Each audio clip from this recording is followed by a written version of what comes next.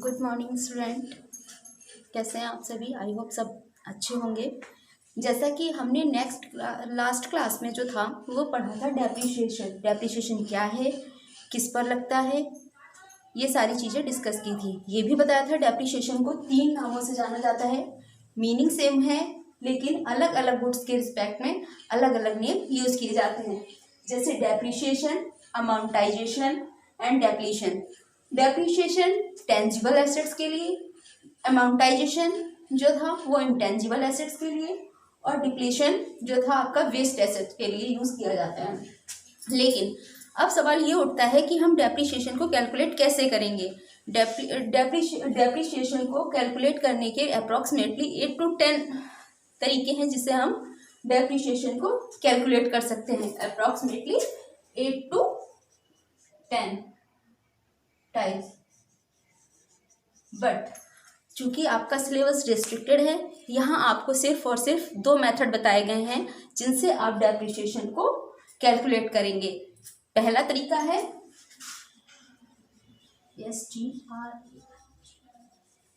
Straight line method and second is straight line method and second method है written down value. Written down value.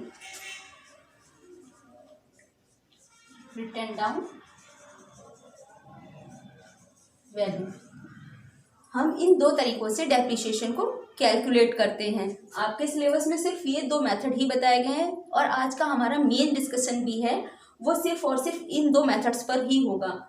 चलिए, तो हम सबसे पहले हेडिंग लिखेंगे straight line method.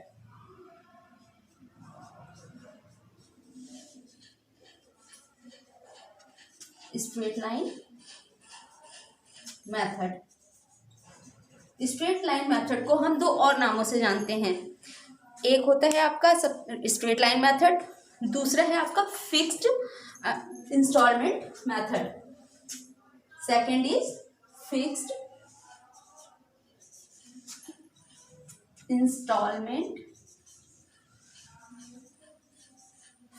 Instalment method and third है आपका original cost method. Third is original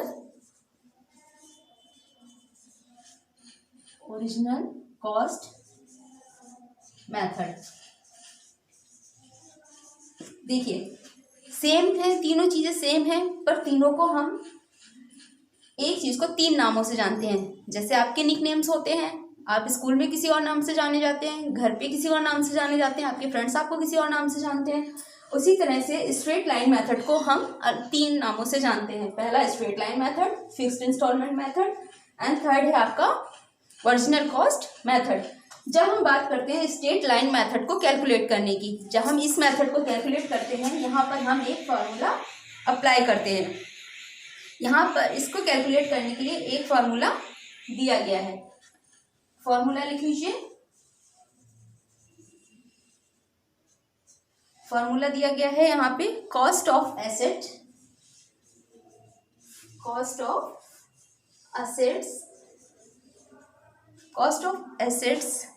minus scrap value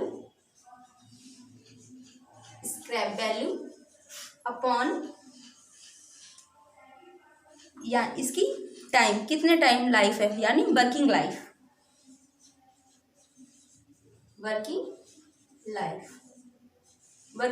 क्या है, या यहाँ पर हम इसकी जगह पे जो है यूजफुल लाइफ भी लिख सकते हैं। कभी कभी वर्किंग लाइफ ना देके आपके क्वेश्चन में लिखा होता है यूजफुल लाइफ।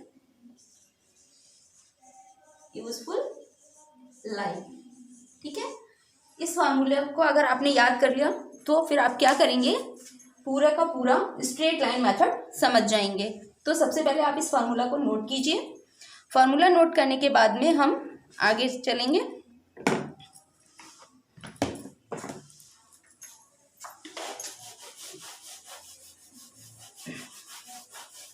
देखिए, स्ट्रेट लाइन मेथड में क्या होता है, जैसे अगर डेप्रिशिएशन दिया हुआ है कि अगर मान लीजिए किसी भी की वैल्यू, मतलब किसी भी सामान की जो कॉस्ट है, एसेट की कॉस्ट है वो कितनी है, 10 लाख है। सपोज अज्यूम कर लिया फॉर एग्जाम्पल, अगर किसी भी सामान की कॉस्ट 10 लाख रुपए है, 10 लाख दी हुई है, ठीक है।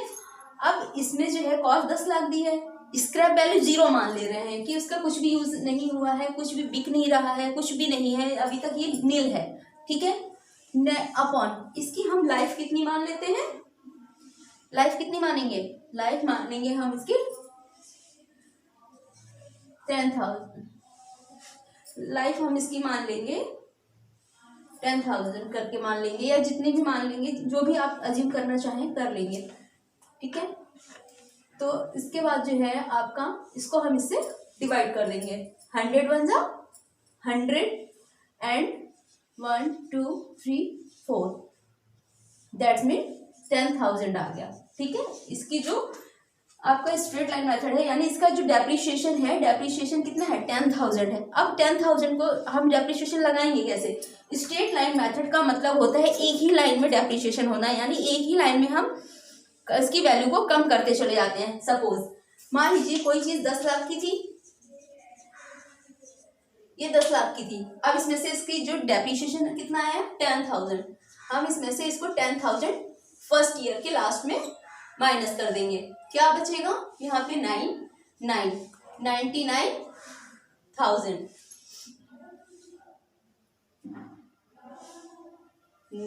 9,90,000, 9,90,000।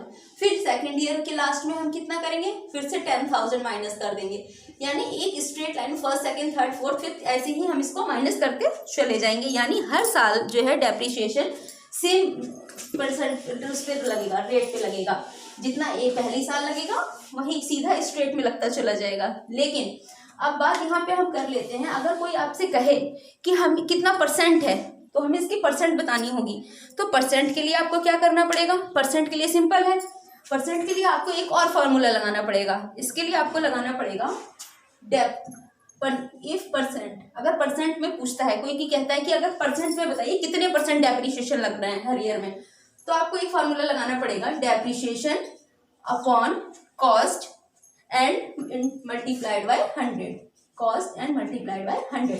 डेप्रिशिएशन कितना दिया, डेप्रिशिएशन कितना दिया हुआ है 10,000, डेप्रिशिएशन दिया है 10,000 मल्टीप्लाइड बाय 100, कॉस्ट कितनी है इसकी 10 लाख, 10 लाख। अब आपको क्या करना है, इसको कट कर देना है, 1 2 3 4 5 एंड 6 जीरो आपको यहाँ से हटाने हैं, तो यहाँ कितने हैं आपकी, सॉरी 1 2 3 4 और 10,000। अब आप यहाँ से कीजिए, जीरो कट कर दीजिए, 1 2 3 4 5, 1 2 3 4 5, ठीक है। तो यहाँ पे बचता है आपका 10%। अब 10 लाख का 10% कितना हो जाएगा आपका 10,000, 10 लाख का 10,000 हो जाएगा आपका 10 लाख हो जाएगा, ठीक है। तो इस तरह से आप निकाल लेंगे डेप्रिशिएशन परसेंट में। Is that clear. यहाँ पे आप एक नोट लिख लीजिए जो इम्पोर्टेंट है, इम्पोर्टेंट नोट लिख लीजिए। अगर आपका कोई भी इसके साथ खर्चा दिया हुआ है, सपोज दैट कॉस्ट दी हुई है 10,000 रुपए, ठीक है, कॉस्ट दी हुई है 10,000।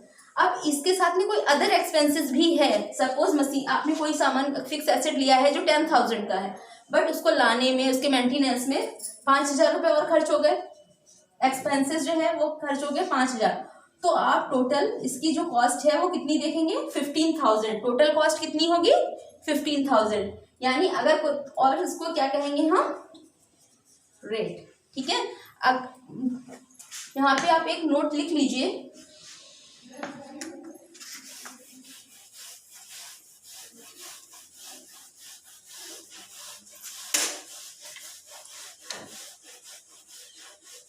एक नोट लिखिए यहाँ पर आप, note, if there is weight given along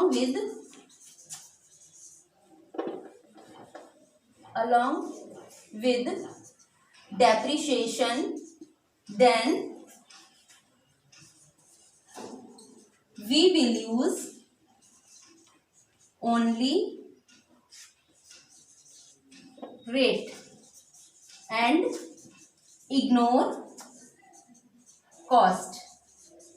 हम क्या करेंगे, सिर्फ और सिर्फ रेट पर फोकस करेंगे और जो हमारा कॉस्ट दिया है उसको इग्नोर कर देंगे. Thank you.